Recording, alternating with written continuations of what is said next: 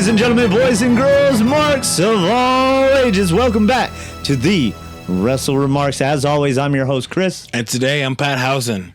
Pat Housen. Well, you know what time it is, Pat Housen. Y'all curse now. It's not time for a curse. It's time for the newswire, all right? Very good. Very evil. Very evil. This week, we've got WrestleMania 42 Chaos, a Raw confrontation that got real personal. The Anoa'i family is not letting that one slide. Jade and Rhea setting the internet ablaze. Plus, Hall of Fame news, AEW headlines, and a wild Vegas festival that is about to turn Mania Week into a whole wrestling universe. Bro, this week was one of them weeks where it's a blinky you missed it moment. You get 3 matches and three scandals and 2 matches. Maybe even 3 scandals and 3 matches. Who knows? Who knows? It's Mania Week. You gotta watch. Mania season. It's time. But speaking of time, let's not waste that time. And let's go ahead and get into it as we get started with the biggest moment of the week. CM Punk and Roman Reigns went face-to-face to close Raw, and Punk didn't just talk trash. He went straight for that jugular. For the jugular? It's polite. It's too polite. He crossed the line, Chris. That he did, but this is when crossing the line is special because you're blurring those lines at the same time. Roman came out wanting to have the crowd acknowledge him. Punk interrupts and turns into a full-on verbal battle. History, ego, hate, and then Punk drops the threat that blew the roof off of the building, saying he'd bury Roman next to his father. Yeah, that's the kind of line where you don't even react as a fan. You react like, oh, somebody's gonna get the butt kicked. Somebody's gonna get their wig split. Somebody's gonna get caught in the hallway. Yeah, for sure. Now Roman calls Punk a fraud, saying that his whole locker room leader act is tired, basically claiming that the company brought him back for merch sales and Chicago gates, not to be champion. Yeah, and there's the tone and everything doesn't sound like it was fabricated. You know, it was a straight up wrestling promo hate. You know, they hate each other. It was off the charts pretty much. Yeah, they play off personal issues, so it has people like us more intrigued into what the big payoff is. Which brings us to our next piece, because Punk lit a fuse that had some family members exploding. During the live watch-along, Zilla Fatu goes on to basically say, when I see you, it's on sight. The scary part is Roman's built for this. Zilla sounds like he's for real about this. And this ain't no regular angle. He look like he wants to fight. Sounds like he wants to fight. And the context is exactly what you think. You know, Punk invoking Sika, and that's just not something you toss around lightly.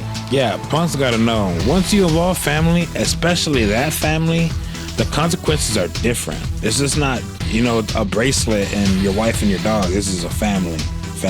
And this is talking about actual death. Yes. So it has that little factor where everybody was caught off guard and by surprise.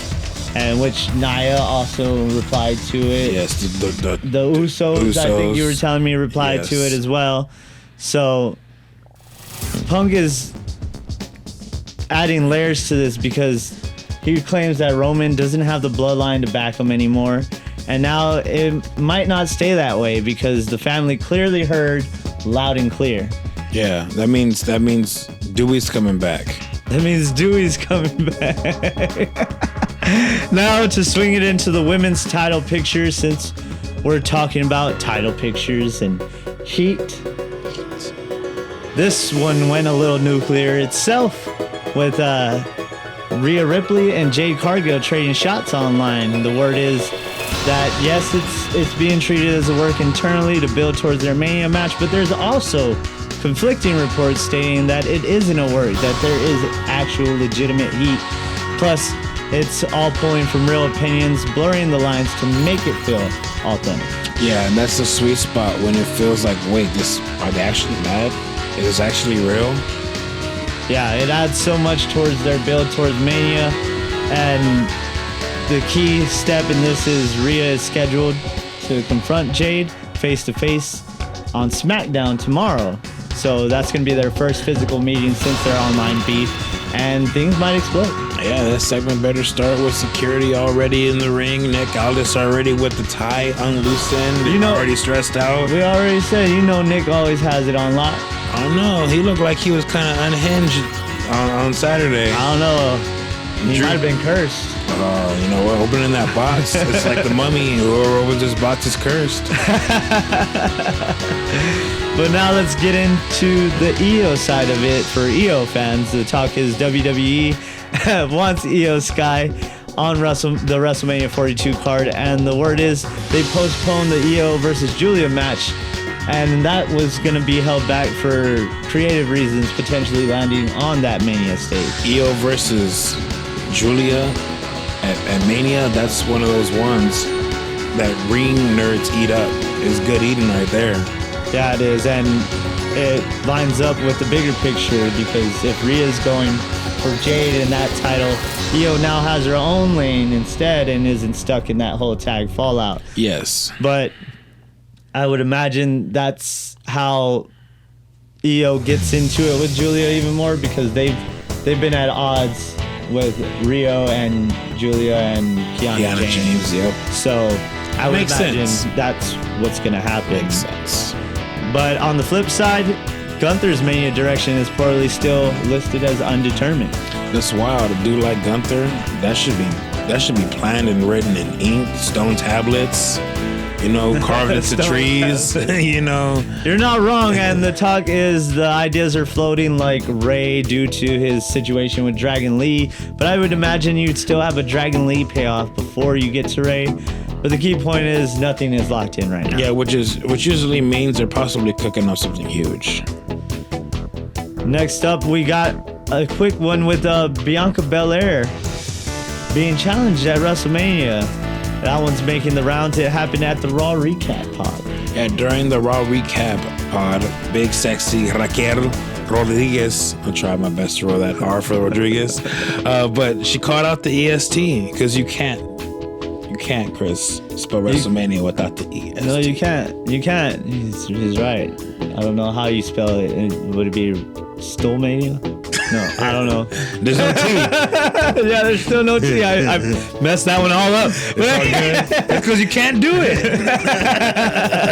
But anyway, when asked who she would like to have a program with, Big Mommy Cool stated, quote, "She's the only woman at the moment that I think can give me some decent competition in the ring. So when the EST is ready and when Big Sexy is the IC champion, then we'll talk," end quote.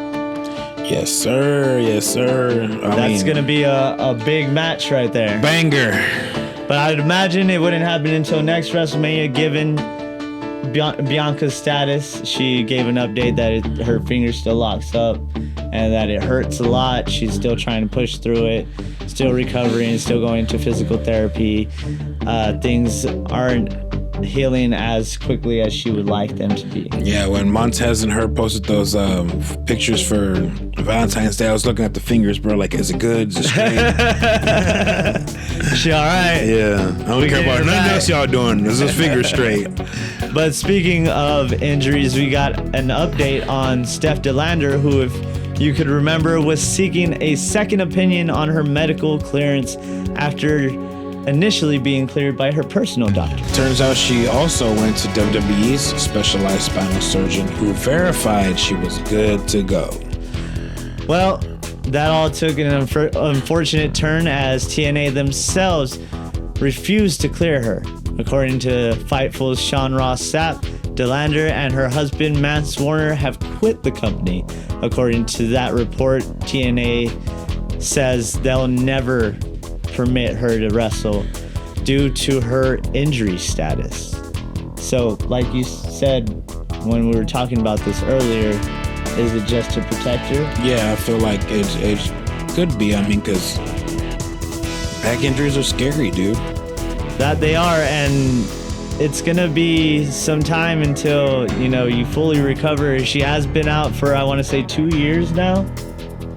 So I would imagine if there was any more healing to do, she would have already done it, to be honest. And being cleared by a WWE spinal specialist at that, I would think that you're good to go. But who knows? Maybe this is a bigger picture that she gets out of that TNA contract and possibly jump ship to WWE. Yeah, or I just hope she stays else. SDL and not go back to Persia Parada. Yeah. Which seems that they've been doing that recently. Yeah, it does seem that way. Next up, we'll get back into the WrestleMania portion of the matter, where Demolition is officially going into the WWE Hall of Fame class of 2026, and the news broke with Undertaker calling them on video call.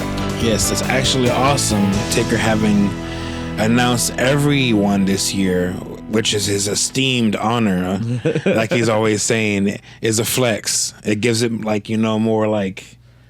Well, and more people are going to see it. I'm sure they're going to come across it on their feed if they're casual fans or anything like that. Somebody's going to come across it and be like, oh, damn, Undertaker, and stop. Yes. And watch and see what's going on, find out who's getting in the Hall of Fame. Then you bring more eyes to the Hall of Fame, because I don't know how many people truly watch the Hall of Fame. Which is a great part of the Mania weekend, because you get some of the best stories from some of the best wrestlers of all time. But you got to catch it live, though. Exactly. Because if you don't catch it live, they're going to cut some of that stuff, and it's not going to be as cohesive. Yes. But just don't do it at like 11 o'clock. Oh, when they did that super I was late up till like 3 or 4 in the morning with last Stone year. Cold, right? No, it was Stone Cold, and Trips was Oh yeah, that one. Yes. That was wild. It's because they did it after SmackDown. I don't like that format. But that's also because they do WrestleMania Saturday and Sunday. I also don't like that format either. But what can you do?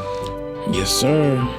But it is cool to see Repo Man going into the Hall of Fame. He deserves it, man. All that repoing he did back in the day, he was taking everybody's stuff. You know what's funny and awesome, though? I literally, for no reason, just watched the WrestleMania 17 Gimmick Battle Royal. And I love that Battle Royal so much. You tell me all the time. I love it. It's one of the greatest moments. What is that? The only time the Gobbledygooker actually had a match? Yeah. Was it Hector Guerrero? Like we found out today. I didn't even know that was Hector Guerrero. Yeah. Shout out to I forget his name. It wasn't Jim Cornette. It's the other guy. It was Brian Last. Okay. Yeah. I didn't know that. Me neither. That was a new bit of information I soaked up there.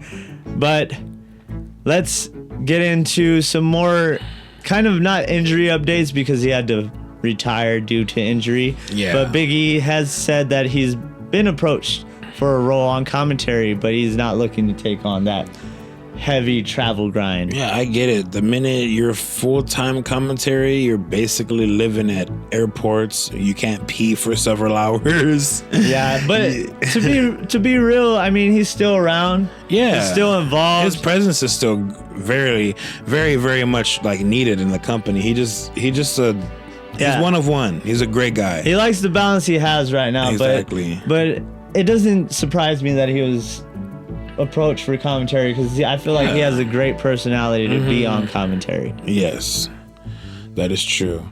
Next up, we have some updates on the ongoing federal welfare fraud trial involving Ted DiBiase Jr. New testimony and evidence shown in court included private text messages between the members of the DiBiase family and former Mississippi Human Services Director John Davis, who took care of the whole welfare thing over there in Mississippi.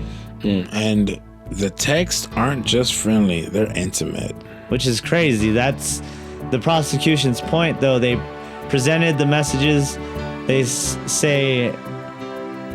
they show messages like they're almost romantic. Like there's a closeness between Davis and Brett DiBiase, including quote unquote "I love you" exchanges, and Davis testifying that they got very close.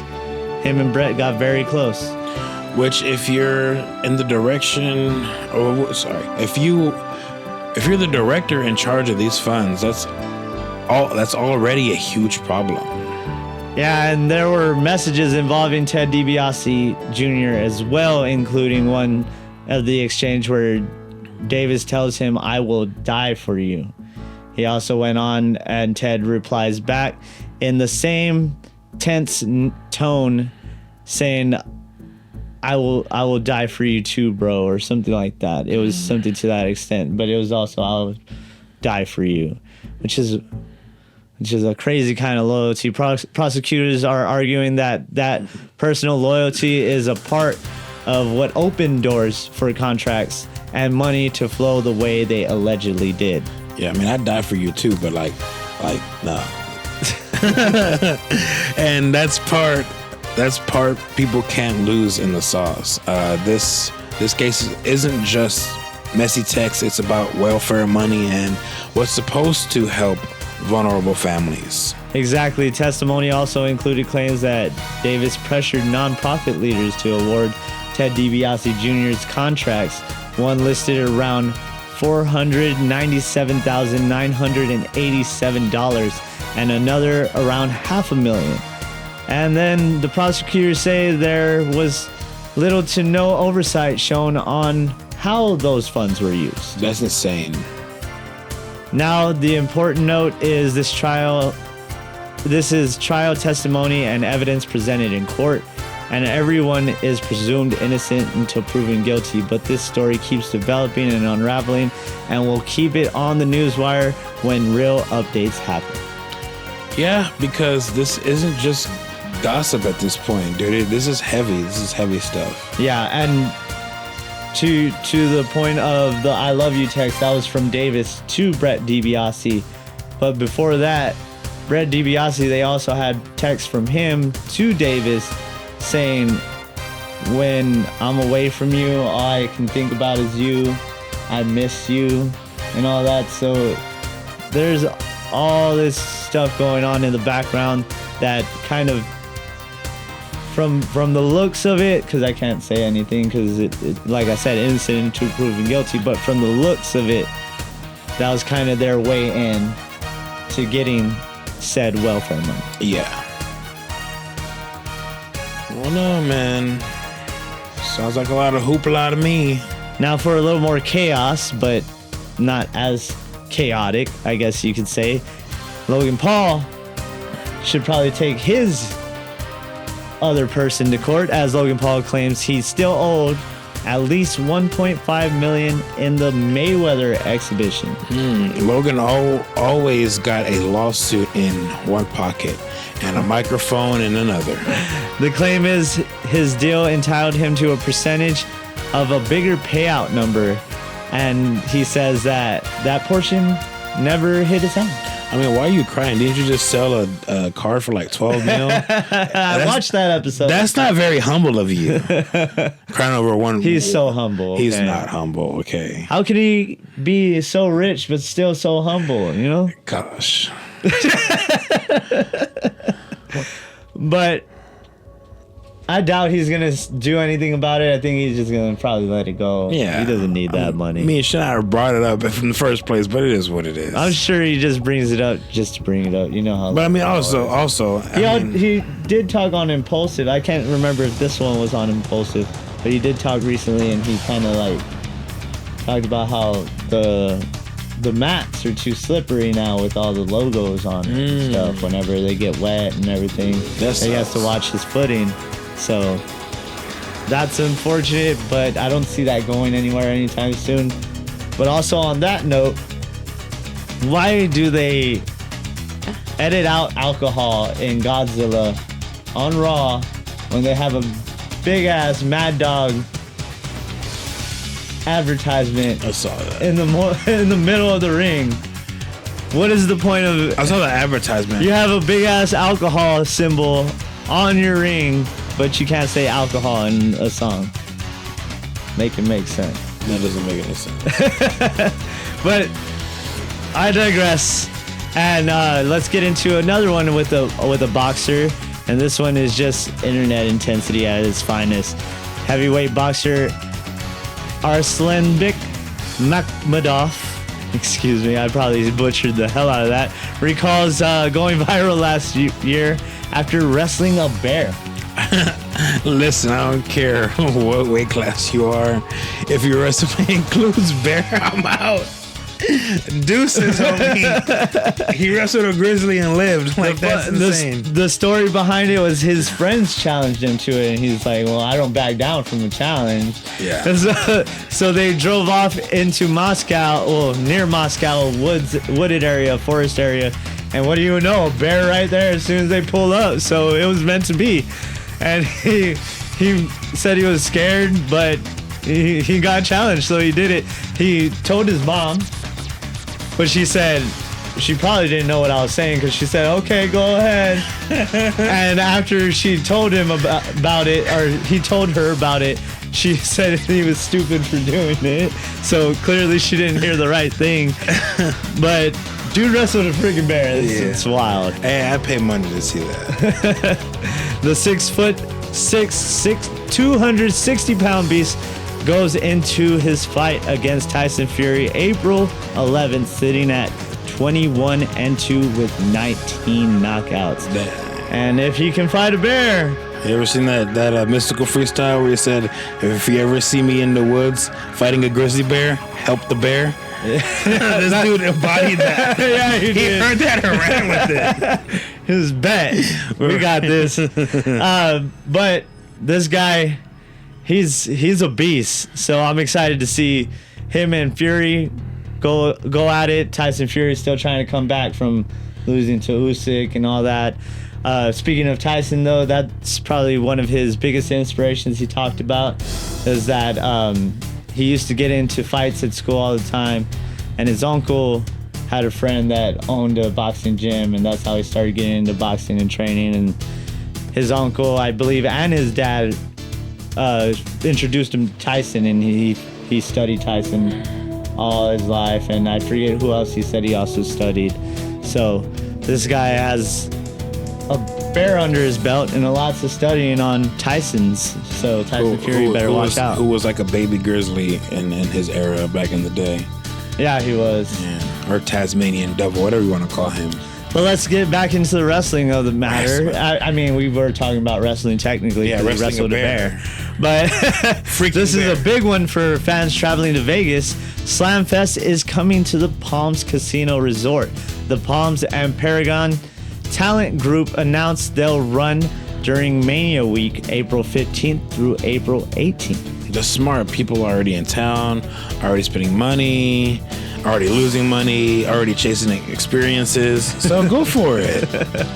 It's bringing in multiple promotions, basically a multi-day wrestling festival leading directly into Mania weekend. Yeah, that week is going to feel like a wrestling Comic-Con or a wrestling San Japan. Yeah, there's also House of Glory is going to be there.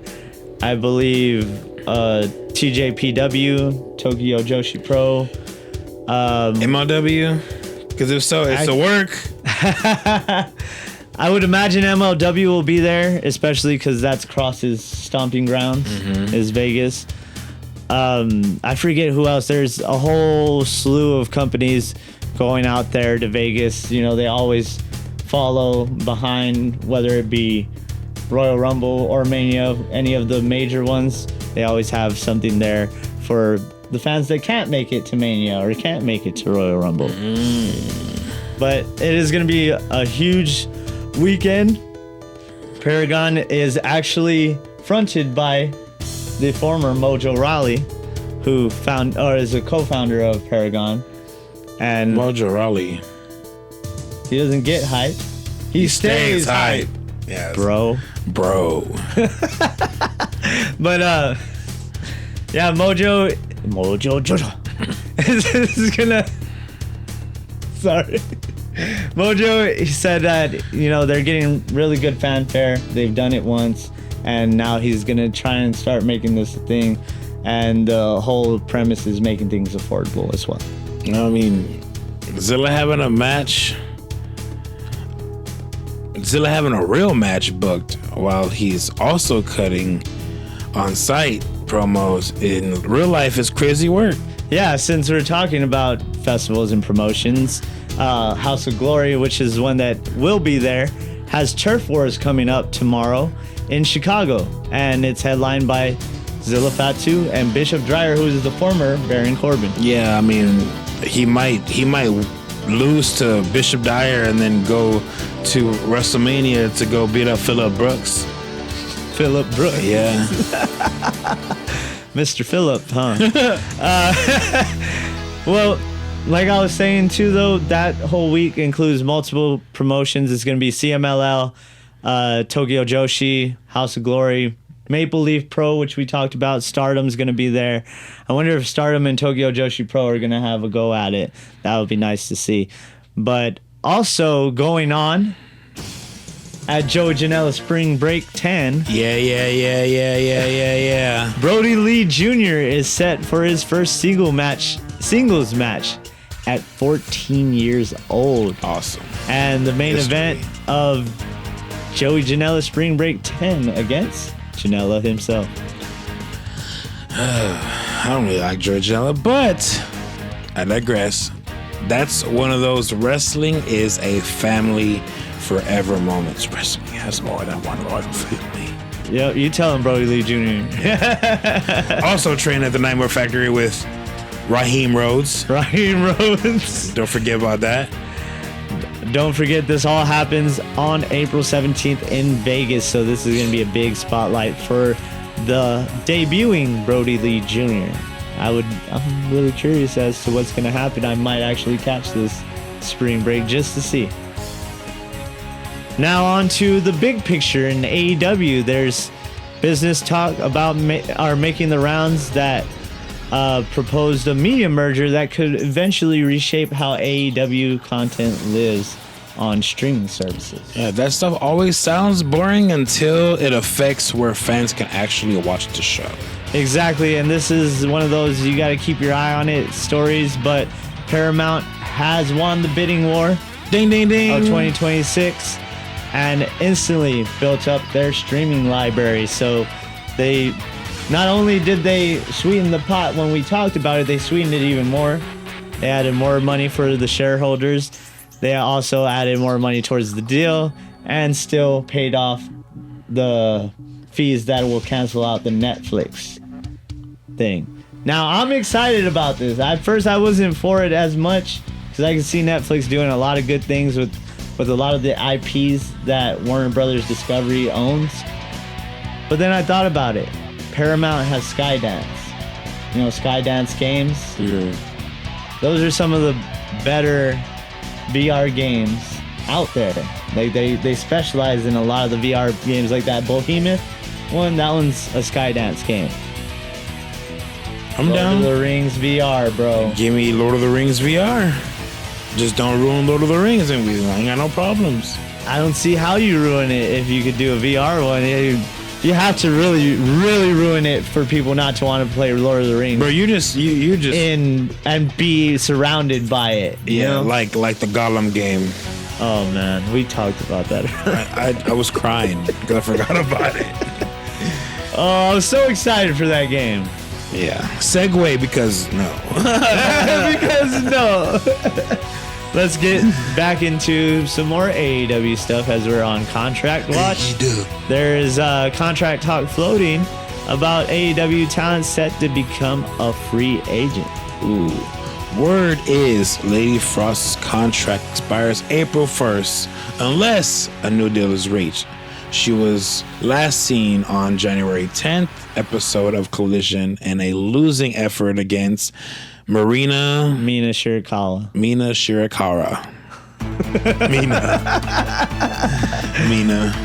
So, Lady Frost has been one that I've always enjoyed watching when she was in TNA. I think that was probably the first time I had actually seen her and actually paid attention. But I was kind of upset when she went to AEW because I always thought, man, she's just going to fade into the background, because a lot of people do fade into the background in AEW, unfortunately. And she kind of seemed like she was one of those. I didn't see much on her as I know she had some stints in ROH and CMLL, but she never really had a big break in AEW. So I'm excited to see where she goes. Possibly she returns Maybe to TNA. But I would like to the dub. But I would like to see her in NXT or even AAA. Yeah. I mean, they have lots of places they can put people now. They got the Evolve. They got, everywhere. Not even just Raw and SmackDown. They're still doing main event, and they have some actually pretty decent matches. Not even to forget, they got that WWE ID stuff too. So yeah, and then LFG, all that. So I mean, who knows? LFG, the new season is supposed to start soon, I believe. So yeah, WWE got their hands in everything, bro. So she could be on LFG. And on a serious note, with more AEW stuff, there was a report that Harley Cameron deactivated her account following harassment connected to an in-ring injury incident that sparked a bunch of online backlash. People forget this is a dangerous job. One bad landing changes everything. Exactly, and harassment stuff, that just has to stop. Yeah. It's a mistake. Yeah, people get hurt. Things happen. Sometimes people aren't in the position they need to be. Sometimes people need to slow down. It happens. And this pertains to super bad Penelope Ford, because Penelope and Megan Bayne are in a tag called Mega Bad. And then we have Willow and Harley Cameron, who are tag champs. They were in and she went for Acai. I think it was Acai moonsault, or it might have just been a tope suicida. I can't remember exactly what it was. I want to say it was Acai moonsault, but she goes for it, and Willow and Harley Cameron really weren't in the right spot at the right time, so she landed weird on her previously broken ankle, I think it was, or it might have been a broken leg that she had that she came back from. So fans immediately upset. You already know she's fragile there and all that stuff. But okay, turns out it was just a sprain. She didn't break it again or cause another fracture or anything like that. So there's nothing to worry about. She will be back, and the outlook is very optimistic right now. Now, a quick palate cleanser. Someone who used to be in AEW, Jake Hager, says he signed a multi-match deal with Power Slap and is working a show April 17th in Vegas. So he's also going to be there during Mania. Yeah. Vegas that week is going to be lit. It's going to be like wrestling, fights, slap fights, podcasts, pool parties. You're going to need a schedule and some electrolytes. Yeah, make sure you preferably Prime, since we're all about WWE. Yeah. Yeah, stay hydrated out there, because you got a line. We don't want you falling out. You got to line Logan Paul's pockets because he's so humble. We don't want you falling out. I can give you an RKO anytime. Inside joke. Anytime. Mr. Falls out. It's all right. I never fell out of formation. I don't know. I'm just saying. And we'll button it up with a reflective one with Chris Statlander talking about her early character work, and basically said it was hard to balance weird with serious because fans will want something different, but they don't want to embrace when you commit. That's real. Wrestling fans say they want different, then punish you for being different. I mean, I don't blame wrestling fans. Yeah. The whole alien gimmick was dumb. I liked Chris Statlander. I liked her work. But the whole alien thing was just not it. And she went on to say, I was just being me. Just being weird, because that's what she said. She's weird. Yeah, well, you should have been weird in a different way. But I mean, now her serious gimmick that she's doing now, I'm enjoying. I've been watching AEW for the past, I want to say 4 weeks again. It's been in the background when I'm getting prepared for this, and then yesterday I completely watched it because I prepared earlier than usual for once. And I'm really liking what I'm seeing from Chris Statlander. I hope she gets further in her career and stays that serious gimmick, because it fits her well. Now some quick hits. Holla, holla, holla. And holla we shall, as Teddy Long will return to the wrestling world. Long will be a part of MLW's TV tapings March 14th in Atlanta. They haven't really said what he's there for. They kind of tease scouting and other things like that. You know what he's going to do. Someone's going to piss him off. He's going to start a match with The Undertaker. With The Undertaker, dog. Holla, holla, holla. Oh, man. Also, another quick note, Mick Foley will also be a part of that Slam Fest. He'll be having a comedy show. And Saraya will be doing her live podcast there as well. There will also be a Hardy party where the brothers Hardy will share their stories. Bars. That was your Newswire, though, and that was the road to WrestleMania 42 officially getting messy, personal, and loud. Very loud. And if this week and if this is the week one the road, we're cooked. That we are. All right, let's get out of this Newswire and get into something we always do. Yeah, and now we do what we always do. We take all the chaos and we run it back. Run it back like Jey Uso. Yeet. Good thing I don't have that tracking on right now for this one. We would have been screwed. But exactly, because the headlines hit different once you see how it's actually played out on TV. So we're sliding straight into our recaps. Yeah, sliding straight into the recaps like Edge back in the day. News gets... No humping. No humping, though. That's not PG. News gives you the sparks. Recaps shows you're on fire. So let's get into it. We're going with SmackDown first. Quick and clean because it's a setup show. Then we're going to hit Elimination Chamber for a little bit longer because it's where WrestleMania 42 roads got really paved. And there's a lot to cover. And once we're done there, Raw's gonna get raw and raw and raw. Raw. It's a whole lot of raw going on, all right? Like Ed Murphy show. That was a good one. All right, let's run it. SmackDown. Real quick, SmackDown was basically a siren heading into the Elimination Chamber. You know that one that they do whenever War Games gathered in their masses.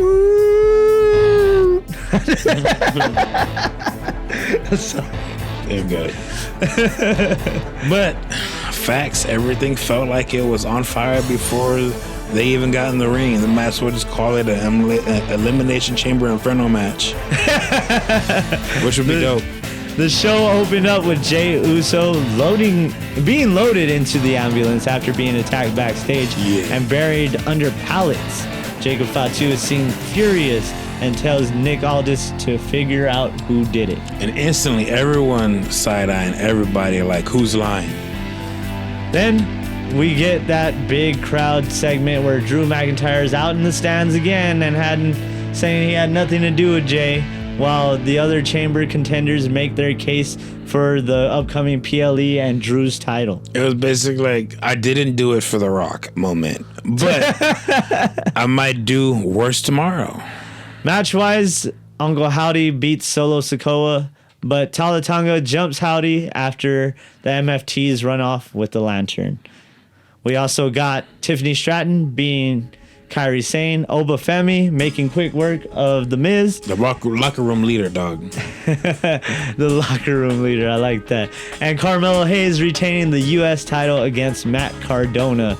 Then we also had Jordynne Grace beating Candice LeRae in quick fashion as well. Yes, great squash from Ova Femi. That's his name now because he's Ova. Against a high-profile A-lister who can now kick people out the locker room for eating chicken on the bags. Melo build as a fighting champion is cooking. Like, he's on fire. People got what they wanted. Please push Melo, which they're already going to do, whatever. Future champ Jordynne Grace, I like that. continues to look strong. She got the muscles, bro. Then we had a big title change. Big. Rhea Ripley and Io Sky dropped the women's tag titles to Nia Jax and Lash Legend, the Irresistible Forces. That's a statement loss right before the PLE. And the main event was the whole replace Jay Scrabble that they did. Jacob talked about how he needed to get at Drew because Drew wronged him. Logan Paul and the Vision came in, talked about maybe you attack Jay, pissing Jacob off. Logan Paul makes his case as to why he should be in the match. So we see Jacob Fatu and Logan Paul go for the final chamber spot in a match that ended with the mystery man or the masked mystery man being involved, but Logan's still stealing it anyways as Drew clocks Fatu with the WWE title behind the ref's back to help Paul win. Yeah, so you got Jay out, Fatu robbed, Logan and Drew is playing Puppet Master. I also did like that segment between him and Fatu and Sammy where they're both pointing the finger at each other. What if it was Sammy? What if it is Sammy? What if it's a work and Karrion Kross is right and Sammy turns heel? He's all like this in the background. Cross comes out with his MLW strap. Told you. He's gonna. It's a work. Oh man, it's a work. Well, never know. And that's the runaway. Now, let's hit the main course. Yes, sir. As we get into the Elimination Chamber from Chicago. The whole thing basically locks in major WrestleMania 42 directions and implications, where the first matchup was the Women's Chamber. The night starts with Rhea outlasting Alexa Bliss, Asuka, Raquel Rodriguez, Tiffany Stratton, and Kiana James for the win at Chamber. Now, you said you really liked this one. Yeah. Wait, no. Or was it? No, it was the men's that you were talking about. Yes. The ending. And this match didn't get physical. Everybody was getting launched into the steel. Yeah, key thing, Jade Cargill was watching from a suite, and Rhea wins. We get a big moment of the two locking eyes because now it's officially Jade versus Rhea, or the WWE Women's Championship at WrestleMania 42. And this one I felt like was a tad bit sloppy. Yeah. I don't know, some things didn't seem like they were clicking like they should, and we saw some miscommunication, but in all, it was still a decent outing for the women. Yeah, and that's your marquee. The whole division just got told, move. These two are driving, like literally.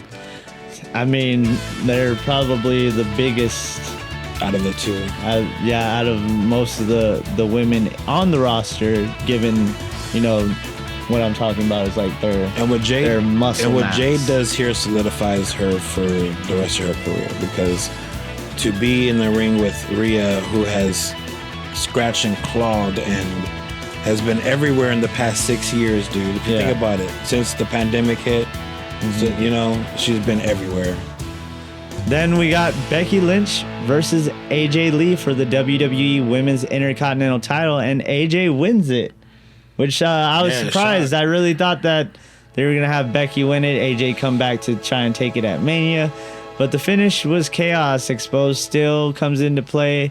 The ref goes down, and AJ ultimately makes Becky tap with the Black Widow to become new champion. But that wasn't really a full-on locked-in Black Widow. It really wasn't. But what a moment! They still seem kind of like they were. They had trouble with miscommunication as well. Probably. But they picked it back up near the end, and then the only other mess up after that was that Black Widow. Yeah. But of course, what a moment that was, not just for her, but in general. Now her and Becky Boo Boo should be locked in for a program taking us into WrestleMania and possibly further. Yeah, I love that Becky Boo Boo. And then she said something about Mr. Good. Lynch too. You're Mr. a mean Lynch. one, Mr. Lynch. That is great. Next, CM Punk versus Finn Balor for the World Heavyweight title. Balor pushes Punk hard but Punk wins with the GTS to retain. And then Punk does the one finger up in the air, saying that he's the one, but he's the two. You know, as disrespectful. So you're saying he's the Yeah. he's a big, huge piece of number 2. I mean, if you called him the number 2, that's still a compliment, right? Yeah. So it works both ways. Double entendres. But yeah, both competitors had a moment of respect after. AJ Lee comes down and celebrates with Punk as well, which was a huge moment for the Chicago crowd. Shout out to Punk's gear, because that Blackhawks gear was fire. Oh, I know. I saw that. I was I always love the Blackhawks colors and everything, yeah. Also, the running SmackDown gag pays off. Aldis and Pierce open the mystery crate. It's a wooden coffin. And Danhausen pops out and hands Michael Cole a jar of teeth. Yeah, that's wrestling. A little bit of everything, everywhere, for everyone. But, you know, it's Danhausen, bro. That reaction wasn't that great, though. Doesn't matter, dude, because he's going to get y'all over. Like, maybe people... It's so hilarious. It's great. I text this guy before the pay-per-view, and I was like, and I had taken a screenshot because on Instagram, Pro Wrestling Tees had posted 20% off all Danhausen merch, and I was like, oh damn, we're all cursed. Danhausen is in the box. Yeah, we'll find out what's in the box, y'all. Oh man, have you ever seen Seven? Love that Danhausen. Right, Seven, right? It's a movie with the box. Yes. So now we know what's in the box after all these years, after not knowing what's in the box. And you know what's in the briefcase of Pulp Fiction? Danhausen. Danhausen's in there too. A jar of teeth along with it. Yes. Hey, once like Courtney says, I'm wondering what we're gonna see with Danhausen. I was telling you maybe he's just some comedic relief. Yeah, just gonna be like R-Truth, Santino, or like I wouldn't say Boogeyman because he was. I mean, he was very comedic. gimmicky. Yes, he was comedic, but he was a good worker. I don't want to make him out to seem like he was. Even though he lied on. He lied about his age. Yeah, just stay. Yeah, I'm 30. Nah, I'm close to 60, y'all. But I digress. Then we get into the men's elimination chamber. Cody, Orton, LA Knight, Javon, Trick, and Logan Paul. Man, they called my boy Javon Williams. Disrespect to both Javon and the man with the lemon pepper steppers. Yes. And of course, no one cares about this guy. Logan Paul is doing Logan Paul things the entire time. That's what he does. That's what he does, because he's apparently super humble. Hey, don't you talk about man, Logan Paul? He is humble, all right. We get a wild sequence of eliminations and chaos, but the big turning point, security is chasing another masked man that was climbing the cage. Then a second masked guy actually gets inside and hits Logan with the curb stomp. Cody hits the pin on Logan. The masked man is revealed to be the visionary himself. Oh, dude, you should have wore one of those sock mask things with his face on it, like Sting just pulled his own face off. Yeah, but he's back. Seth Rollins pulling up like a horror movie villain, looking like the Terrifier. It's scary. Makes you wonder if they did the old switcheroo or if it was him the whole time, which it was not, because old boy was too skinny. Yeah, you're not Seth. wrong. That dude would look like nuts. Yeah, you're not wrong. That's what I was thinking. He looked like Tyler Black and not Seth Rollins. Well, and he looked shorter. Yeah, a lot shorter. And because of the main chamber door still open, Seth leaves. Drew McIntyre blasts Cody from behind with the WWE Championship. Yep. Drew is moving like he's allergic to a fair fight. I think he is. Drew ended up dropping, or he ends up trying to get Orton too, but Orton drops Drew with the RKO. Cody hits the crossroads on Drew, and then the Viper strikes with another one, winning the chamber, punching his ticket straight to that WrestleMania title picture. So now it's Orton got a title shot. Cody just got robbed. Seth is back on Demon Time, and Drew is still champ. That's a recipe for an absolute Raw war on Raw. But what is crazy work to me is Raw is war. Yeah, that too, of course. But I really think Drew screwed himself because he got the one person he didn't want. Probably now. I mean, it was only Cody and Orton there, so who was he gonna give it to at that point? Right? Logan Paul, easy win. Well, Logan Paul got most of the pins. Yeah, I'm sure the wrestling community on the internet was pissed about that. Hey, you need to watch all these Javon Evans. Let's not forget he got jumped by the 3 greatest black wrestlers of all time, including Cody Raheem Rhodes. and you go back and look at the picture or the match, they had like matching gear, so it looked great. The new Nation of Domination, dog. Oh man! But since you brought up Raw, let's get into that. Let's roll straight into. Let's talk about it. Raw. And how we do as we always do, a spark of Raw, and this one had Fallout written all over it. Fallout. This was one of them Fallout Raws where everybody shows up mad, bleeding, or petty. Facts. And they were all pretty pissed, so let's run it. Speaking about somebody getting bloodied, let's get into it. We open with Paul Heyman. Yeah. Logan Paul and Austin Theory in the ring, basically holding Raw hostage, demanding Seth Rollins come out and answer for what he did in the chamber. Logan was doing that thing where he talks like he's running the building.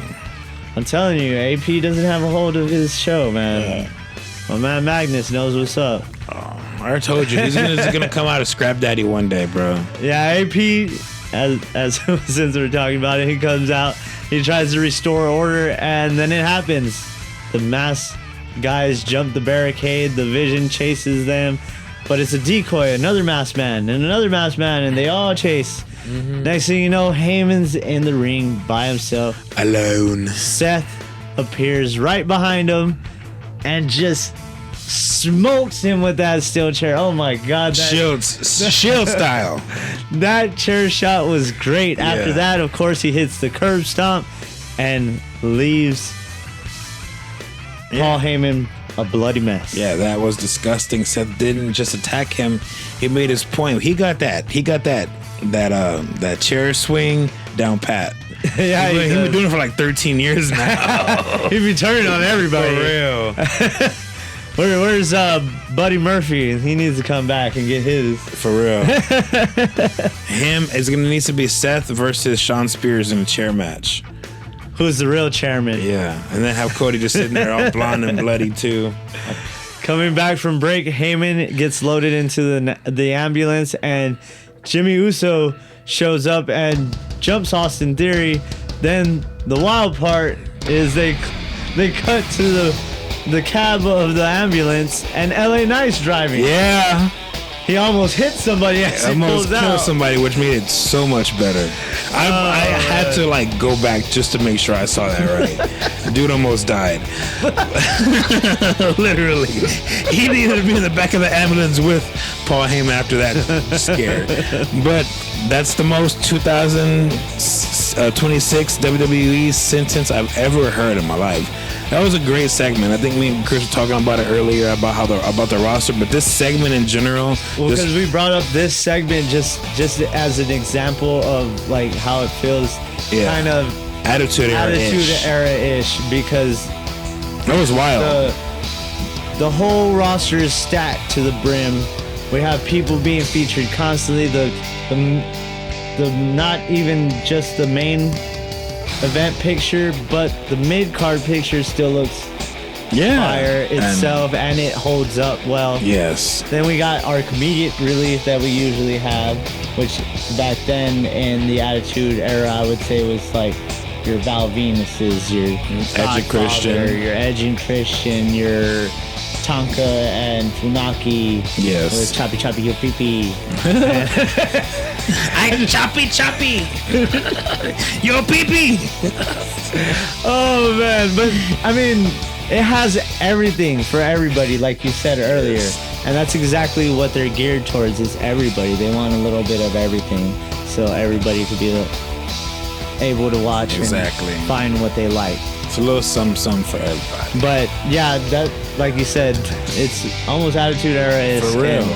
It's been popping pretty nice lately, and this is not do that again. Oh god, it's popping like some lip gloss. Shout out to mama.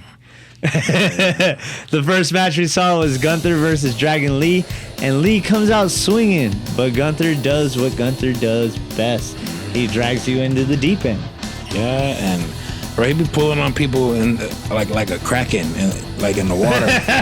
And he wasn't just trying to win. He looks like the clown from Poltergeist. For real. He wasn't just trying to win. He was trying to take something, take his soul, like Shang Tsung or something. It looked like he fetch me. Like that's what it looked like. At the end of it looked like he snatched his soul. Bro, that match looked like the beginning of the '95 Mortal Kombat movie. Just. Yeah, Gunther. Your mask is mine.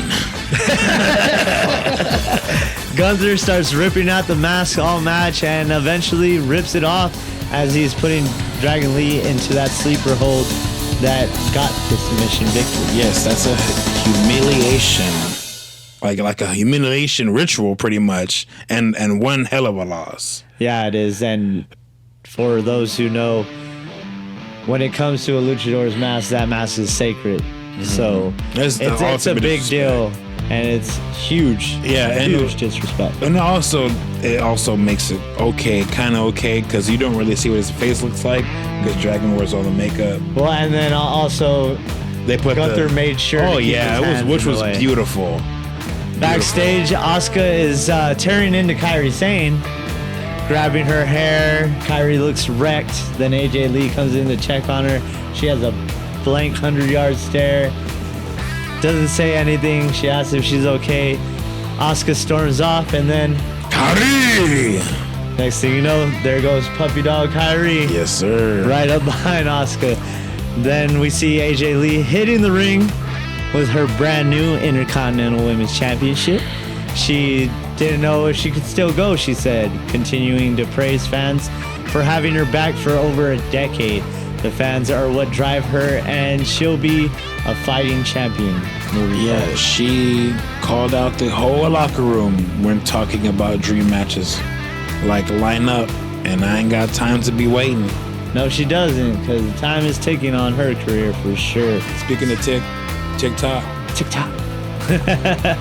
AJ says that she is defending the title soon. Then we get a quick moment backstage where Penta runs into the original El Grande Americano, or the fake El Grande Americano, I should say.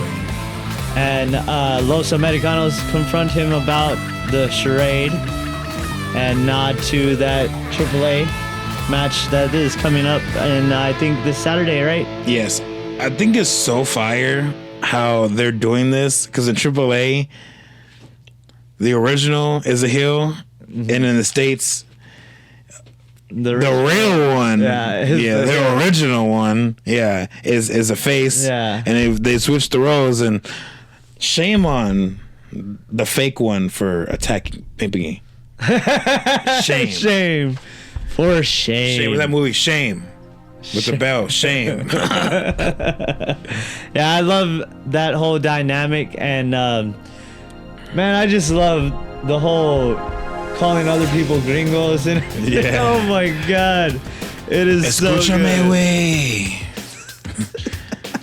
Esta noche con mi gente. He be killing it. I know he does. I love it. He be killing it. Then we had a Liv Morgan promo that was aimed at Stephanie Vaquer.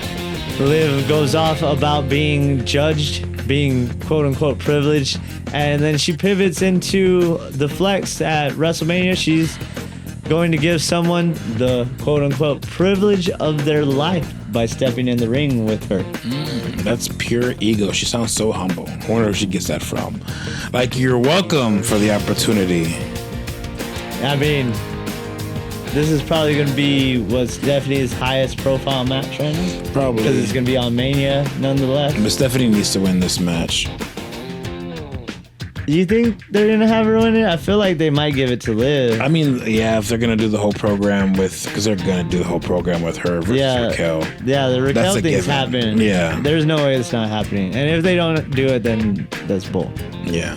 Chris is going to be, I hate Triple H guy if that doesn't happen. No, we love you, Triple H. Match 2 saw El Grande Americano, the fake one. The fake one. They call him the original, but we know who the the real original is. He took on Rayo Americano with Los Americanos running interference. Mask, cheating, chaos, and lucha rules. It does roll. Yeah, it does. Chop, chop.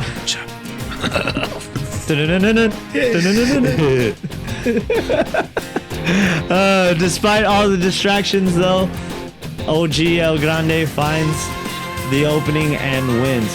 Just for context, fake Americano. We just call him OG because they tell you that that's the original. So we want to make sure you know which one we're talking about. Yeah, exactly. But the fake one. No digressing there. Then Penta cuts a fiery promo. He says tonight he's making history.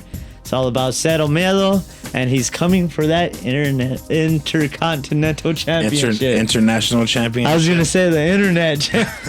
All right, woo. You know it. Radio, tell me. You like it's always ready. Nope. Chris likes to sing the radio. I miss that song so much. I mean, his other one's not bad. Yeah. But that one's a classic. Now we go into the Judgment Day Clubhouse where Liv and Raquel are talking titles, with Liv encouraging Raquel to go after AJ Lee's belt, while Dominic Mysterio is basically begging for help that night. Please. Dom wanted the whole family out there, like it's a field trip. You know, his dad, Finn Balor, gotta sign that permission slips because his real dad won't, because he's a deadbeat. Yeah, he's a deadbeat. Balor shuts it down, though. He tells Dom flat out that's something you need to do on your own. And how you feel about them telling Raquel to go after the Intercontinental Championship? Yeah, no. I'll just go down the corridor, don't you? Yeah.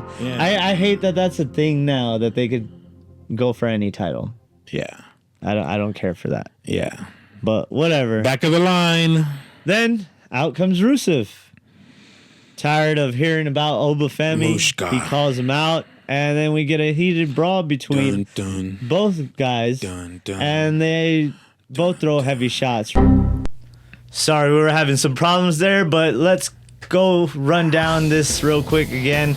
We got that title match set for SmackDown. We got a recap of the post-show Anarchy from Chamber, and it's official where you're getting Drew versus Cody because it's official.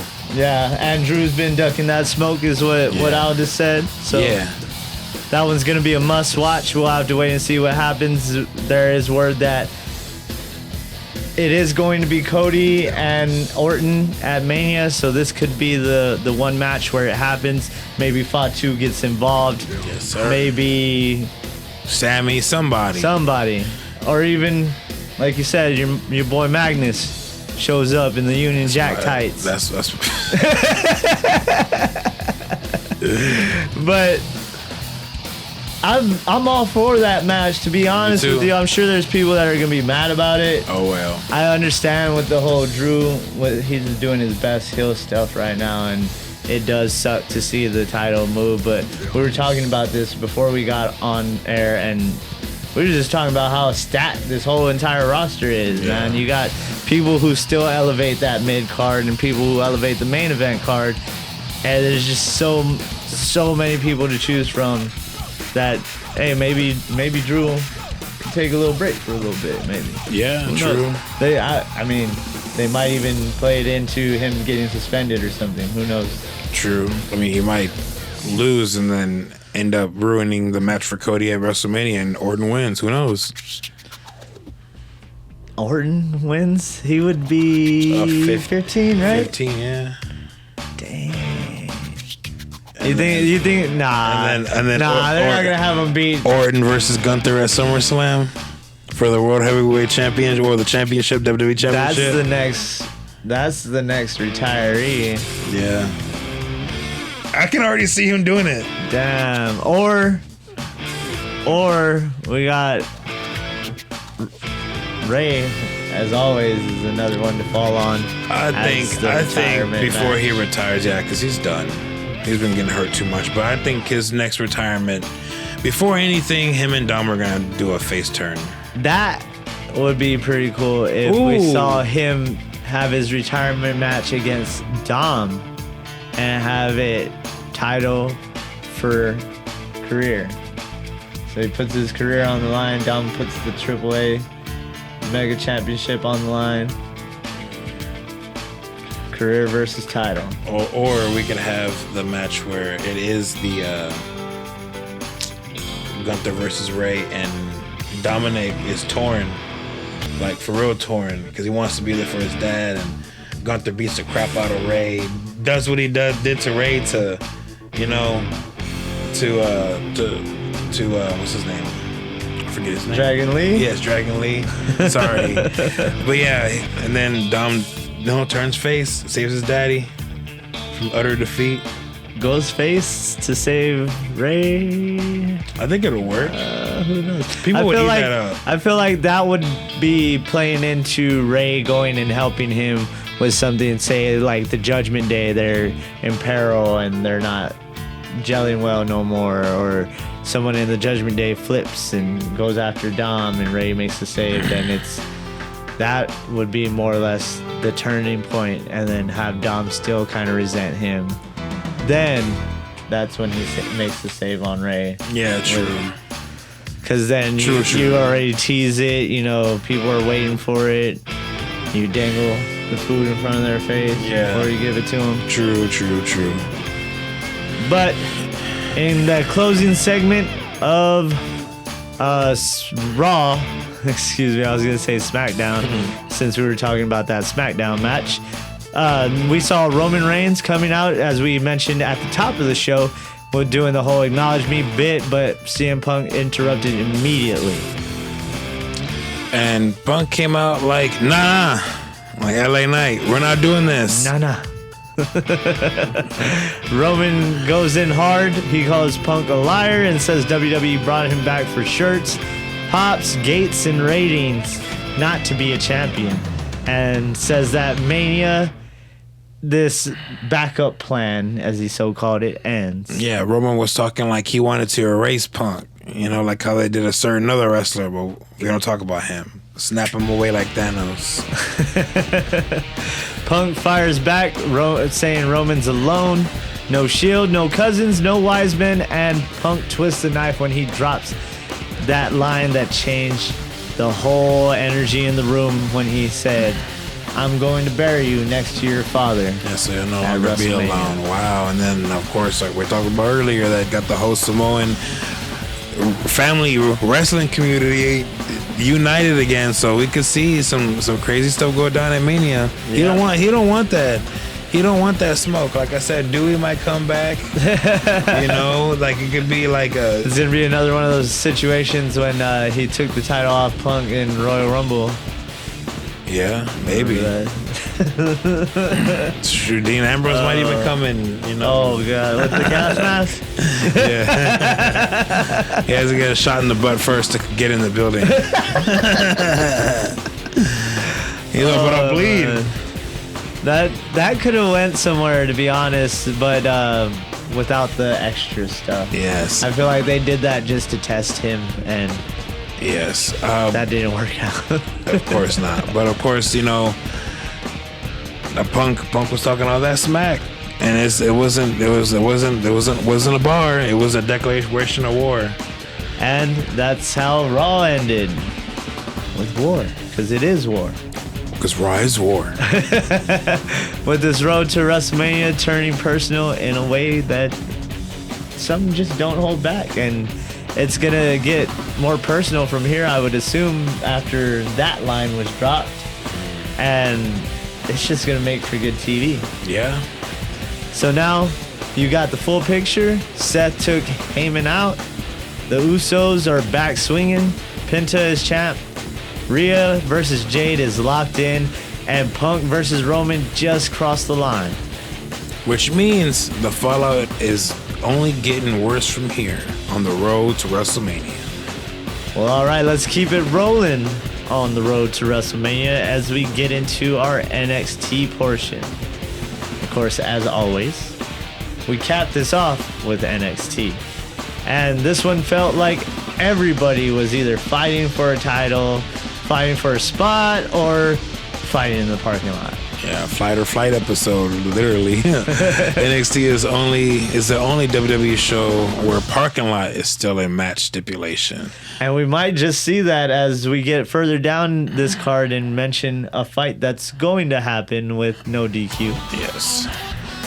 But the show opens with Miles Bourne celebrating the new North American Championship victory he just got, and he's not doing the whole thanks for believing me bit or any of that. He's not trying to do the whole humble bit. He's just straight up thanking Ethan Page for doubting him and everybody else that doubted him. He says that Page basically awakened something darker within him. Translation, you made me mean, and now I gotta be mean to you. Yeah, you keep on prodding the bear.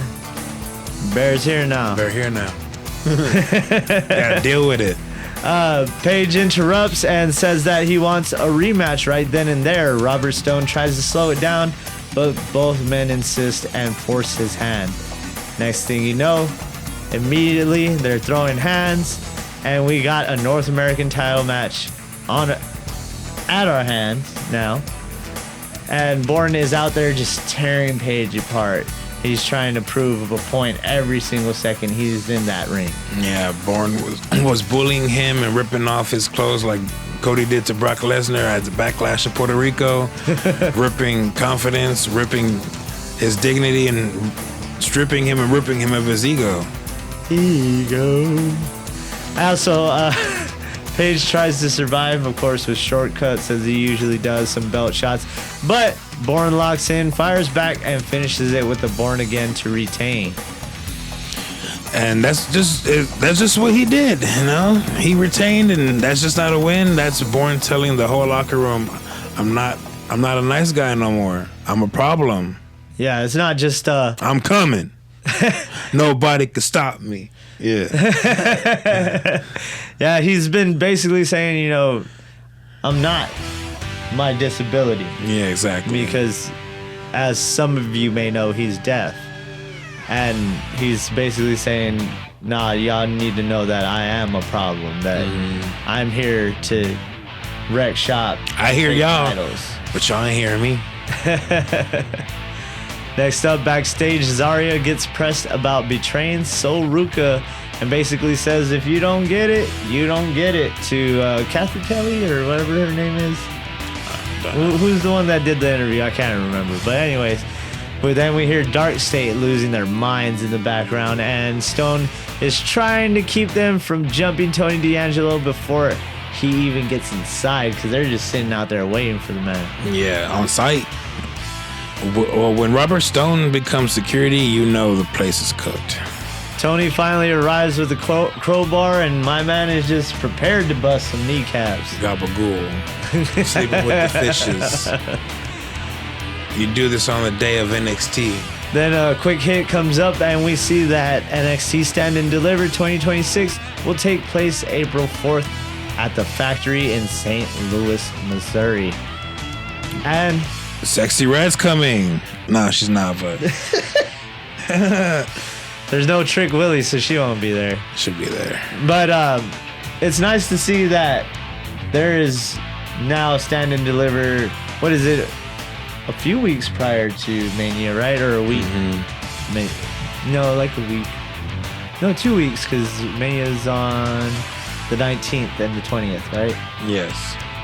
Nice. Or no, it's 18th not on and the 19th. 18th and 19th, yeah, because the 20th is Raw. Speaking of which, that brings me to that, because I didn't even mention that like 3 episodes ago when we talked about Rob Van Dam healing. I like how it's like 420 Rob Van Dam.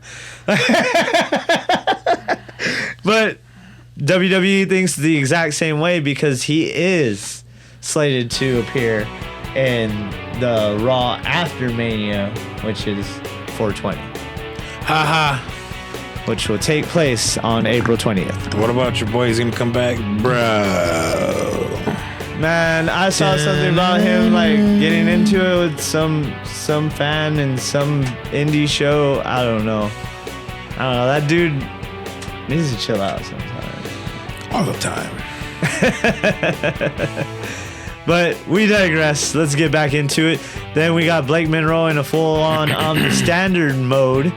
And she's saying to Jada that Jada's only targeting her and interrupting her because Blake is the fastest way to matter on the roster.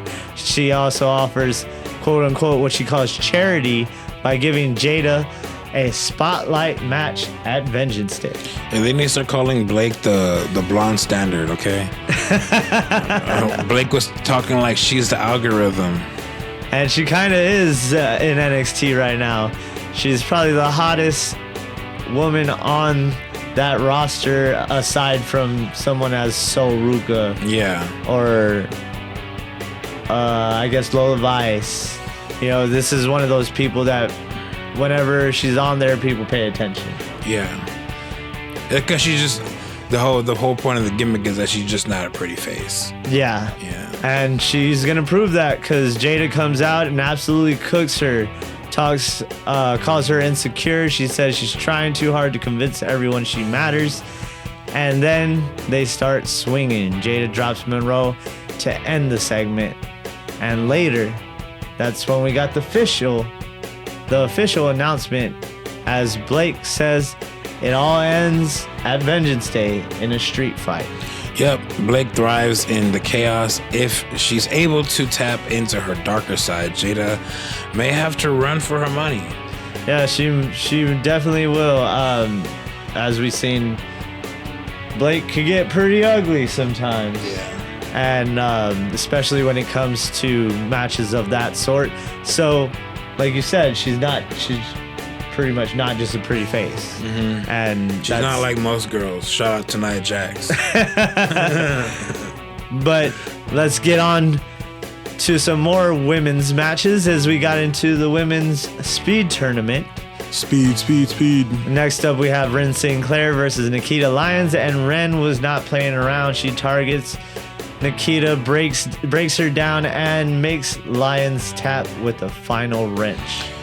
That was one of those she's not just a bracket, she might win the bracket type performances.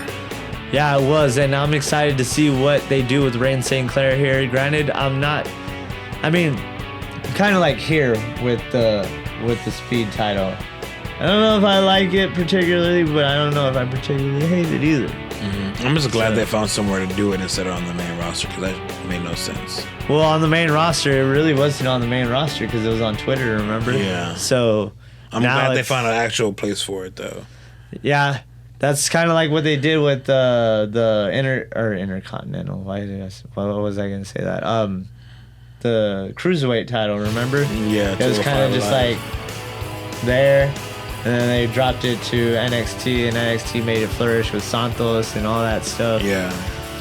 But anyways, we get on to Joe Hendry and Miles Bourne, where they run into each other backstage. Hendry congratulates him for knocking Page off his perch, and Bourne jokes that one upside to being deaf is that he doesn't have to listen to Ricky Saint's absolute experience. Haha, that's great. That's foul, but also accurate. Joe Hendry tried to get in on the joke and said, "Oh, I wish I was deaf too, so I can hear it." And Bourne's seriousness, and, "No, you don't, Joe. and like acted like he was gonna walk away, and then did the turnaround with Joe Hendry. Oh man, that was Say so his good. name and he appears. I believe in Miles. He was born to do this. We get Kalani, what the hell? Kalani training for the underground match, and it's revealed that she's getting work in with Shayna Baszler.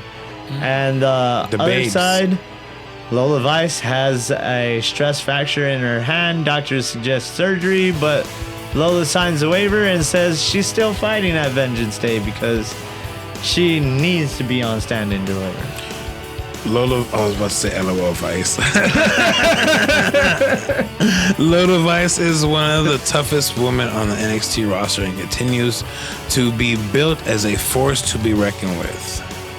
And as she is, I mean, ain't nothing tougher than you're like, screw my broken hand. Yeah, let's go. Let's still go. Yeah. And in an underground My- match, my- nonetheless, my- which is what's up? supposed to be kind of shooty. Yeah, shoot. But Izzy Dame absolutely unloaded on Tatum Paxley this week, calling her unlovable, saying she can't be fixed, saying there's no quote-unquote new version of her. Tatum claps back and promises she's taking that Women's North American Championship at Vengeance Day. That wasn't a segment. That was therapy with Fist coming soon. Because like AJ Lee says, everybody needs therapy. Therapy. Yeah. Then we had the 6-man tag, and it turns to total anarchy. Brawling everywhere, security getting involved, Stone trying to regain control, but once it settles, Hank and Tank and Shallow rally. And this was a match I feel like didn't even really need to be in there, but that's just me. I don't know. I just don't like the three guys who are involved in this match. I don't like Hank and Tank, and I don't like Baby Bo Dallas. I don't know, he's kind of growing on me. And We'll see. some of the things he does, I'm like, oh, okay, I give you your props. But like, character work wise, yeah, I get you. He's not like, there's nothing to be intrigued about with his character work. Yeah, the only reason I say that because like not that he looks like Bo Dallas, like a little bit maybe, but then like the whole hillbilly thing, he looks like a hillbilly. You know what I'm saying? So it kind of reminds me of like the Wyatt Six when they first came. Oh, because he's got the jeans and the get and up, the flannel thing. Yeah. So that's why it gives me that type of vibes, and I'm like, and then the whole putting out the tooth thing, like, come on, bro. Like, there's no need for that. But anyway, as we say a lot on Shiloh the show, Hill ends up scoring the win, and it was a big finish combo to put the good guys over. yes. After the match, Osiris Griffin found laid out, and there's blame flying around, saying who it is. It spirals into a face-to-face between Dion Lennox and Tony, as Tony says that he wants to box with Dark State, then step up. He fires back, and that's when they show that he's pretty much a different man now. He's not the Tony D'Angelo of old. He's out for vengeance. Vengeance Day. And Dion promises he'll be waiting in the parking lot. So D'Angelo is just Kratos now. Vengeance. I like Dark State! With its own site in the Performance Center is basically a weekly slogan. And then when they drop him, Stax is gonna be, brother, get up, brother. Get up, brother. Behind you, brother. What's it called? Oh, man. But what's the name is really growing on me, man. Dion Lennox really got that dog in him. You know what I'm saying? Like, you could tell. by his promos, and he there's a fire lit under him, for like, sure. and it's beautiful to where like you can put your actual personality into some of these promos, because you can say he's a person. You can tell by the way he delivers his promos that he means what he says. Like, so if I want to whoop you, I'm gonna whoop you. I ain't playing with you. Yeah, and Tony's response, he says he'll be ready to whoop Dion in the parking lot and drag him to the ring. Let's go. Later, JC Jane brushes off the whole Zaruka breakup drama, says that she's getting past Zarya and she's cruising to Stand and Deliver while her crew has the quote-unquote assignment tonight. They announced JC Jane versus Zarya for the NXT Women's Championship is up next, because Zarya kind of bullied herself into that picture. Yeah, she did. She said, give me that title match. Yeah, exactly. She looked like Baby D with Data and the Cookie. Give me the title match. Man. She said, hook me up with that title match. hey, I helped you, you helped me. Yeah. Yes. That's the kind of match where the bell doesn't even matter. Somebody's going to get jumped. Main event time was JC Jane defending her women's title against Zarya, and Zarya walks out already scanning the building for Soruka. Yeah. Because you know her head's on a swivel. Yeah, she couldn't even focus, because you can get a soul snatcher from out of nowhere. Yeah, and you she'll got to get be on the swivel. snatched. Yeah. But JC starts fast, cheap shots, stomps, trying to frustrate her, and of course, fatal influence is hovering like sharks. Zarya keeps powering back with big offense, throws, slams, bursts of momentum, and every time she gets close, the interference threatens to tilt it. Yeah, JC was dominating. She was surviving. That's what heels do. Yeah, that's all she can do against Zarya. She can't dominate. Yeah, exactly. But she can survive. Yes. But she didn't exactly survive. And that right when it feels like we might get a finish. Oh, here she comes. It's a soul snatcher. Soruka hits the ring and wipes out the interference and drops both women with the soul snatcher. Yes, sir. The cleanest. I don't care about your match interruption ever. For sure, for sure. And the ref just throws it out. No contest. JC keeps the title, but Soul stands tall and poses with the championship like it's mine next. And she'll snatch that. Alright. That's the real ending. That's the real ending of the match. You know, like this ain't kayfabe. No, not the bell. The message is what matters here. Yeah, and you would imagine that now it's probably going to be a triple threat. Because there's no way that Zarya is going down without a fight. I was going to say that. I was thinking that. Triple threat for sure. And Soul wins. I would say at Stand and Deliver, but I want Zarya to win and Soul to go to the main roster. Me too. I want that as well.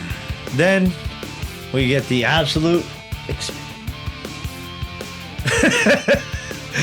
We get Ricky Saints doing the absolute experience, talking like he's hosting the greatest event in history. Actor, musician, thespian, all that. And he's taking shots at Joe Hendry the entire time. He was insufferable in 4K. Ricky starts yelling at the stagehand, and he kind of like gets starts his whole song about believing in Ricky instead of Joe. Yeah, he said that he looks like Guy Fieri, which was like, oh yeah.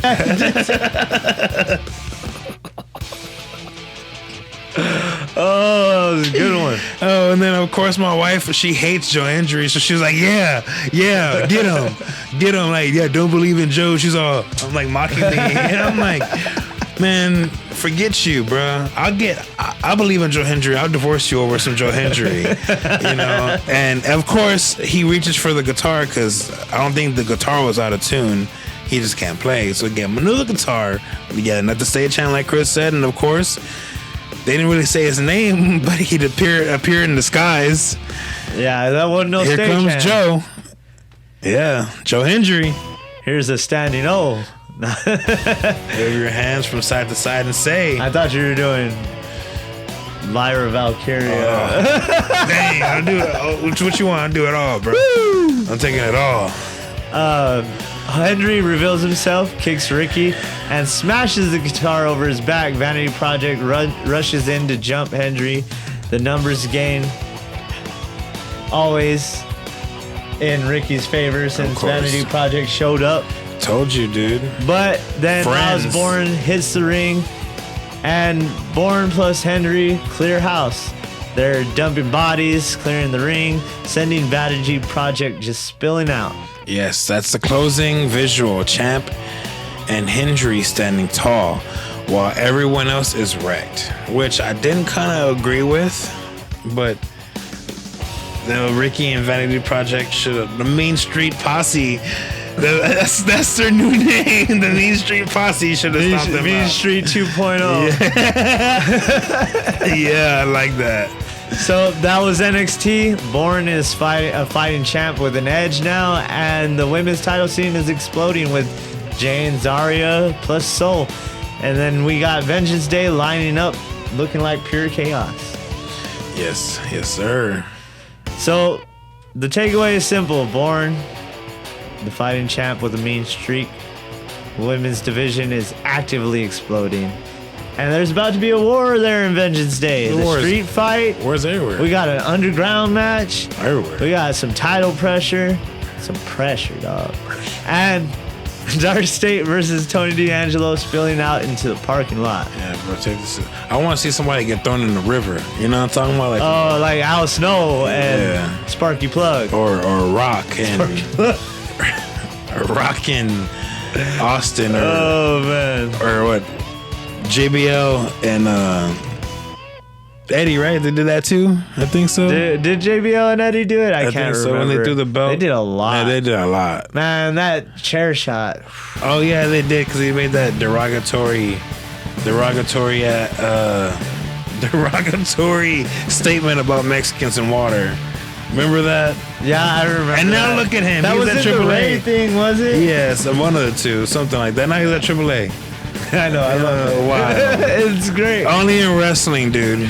And if you know the parking lot isn't the appetizer, Vengeance Day is definitely gonna be a meal. As always, we say here, Wrestle WreMarks NXT is the A show, but it looks like the other shows are getting their stuff in shape too. Oh, I mean, yeah, it's Mania season. Yeah, well, they got to kick it into gear. Yeah. So they're trying to throw everything out there, and yet, like I said, it's so stacked that everybody on the card pretty much matters. Stack. Speaking Lorenzo. of cards, let's run down the NXT Vengeance Day card. Let's run down this set meal. to happen this Saturday. Lots of wrestling. Lots of wrestling. Well, of course, we'll have Joe Hendry versus Ricky Saints for the NXT Championship. Now, do you think Joe wins this one? Oh no, I'm going for my boy Ricky Saints because he's absolute. I think they should keep it on Joe just because he just got it. Yeah, But at the same time, logically, yes. I feel like they're gonna go Ricky Saints' way with the Vanity Project being involved. Because Joe don't got nobody. So I think it's gonna be Saints that wins that one. And then the NXT North American Women's Championship with Izzy Dame versus Tatum Paxley. I think Tatum Paxley gets hers back. Yeah. She's been chasing after Izzy for a while now. Yeah, it's been a couple months. And I think she finally gets hers on this one. I think Lola wins this one. On the underground match The event against Kalani. I don't know. I think that hand's gonna play a factor. I really think that they're gonna put that into play. And milk it. Then on top of that, they're probably gonna have Kalani use that post, that exposed ring post, a lot with that hand. Is what I can see. I think Kalani's gonna get away with Dominate. I don't think she's gonna dominate, but she's gonna get away with one. She's gonna dominate that hand. Lola's still gonna be pretty dominant herself and be able to hold her own, but it's gonna be like a last second type deal. Like it looks like Lola's gonna win, and then And then she's going to get some kind of submission with the hand or something and get her to tap. Yep. I can see that happening. Next, we have the street fight with Jada Parker and Blake Monroe. This brought to you by Street Fighter, featuring Cody Rhodes and Roman Reigns, who is also a zebra. Now, in a street fight, I say this goes Blake's way. And I say that everyone's like, oh, Miss Parker. It just gets on my nerves. But Blake's gonna beat the brakes off of Miss Parker. I love Jada though. She's great. She's got some good promo skills. Jada gonna Blake Monroe's gonna come out to her song, but thinking she's Mark Henry. That's what's gonna happen. Yeah, I think Blake takes this one. Something just tells me that Blake is gonna beat her, and they're gonna be in something else because it's gonna involve some sort of distraction. I feel like. Now we also have that Tony D'Angelo and Deion Lennox match. You think Lennox is gonna finally get one up on Tony D, or if Darkseid don't jump, or is it time for vengeance on vengeance? Nah, Tony D'Angelo's coming out full Kratos mode, bro. I think so. So he is getting his vengeance. Yeah. It's only right. Yep. It's vengeance. He's gonna come out with the Blades of Chaos, bro. I'm telling you. Remember when Ciampa did that? I think it was like Halloween or something. That one was clean. I like that one. My favorite one, I think I said it on one of these recordings. There's got a lot of technical difficulties today. Oh yeah. But with my favorite wrestling cosplay is when Cody came out as Snake in the Indies. Oh yeah, I forgot about that. Yeah. I completely forgot about that one. I love that. I love that. He said something about Metal Gear Solid as Stardust when he was all, oh, where are you from? From the Alaskan archipelago. Sorry about that. I need more storage on my drives. I, have way too many games and movies and all kinds of other different files and stuff. But anyway, we're back just to sign off. That is all we have for you today, folks. I'm Chris. And I'm Pat Housen. And this was your Wrestle WreMarks. Y'all cursed.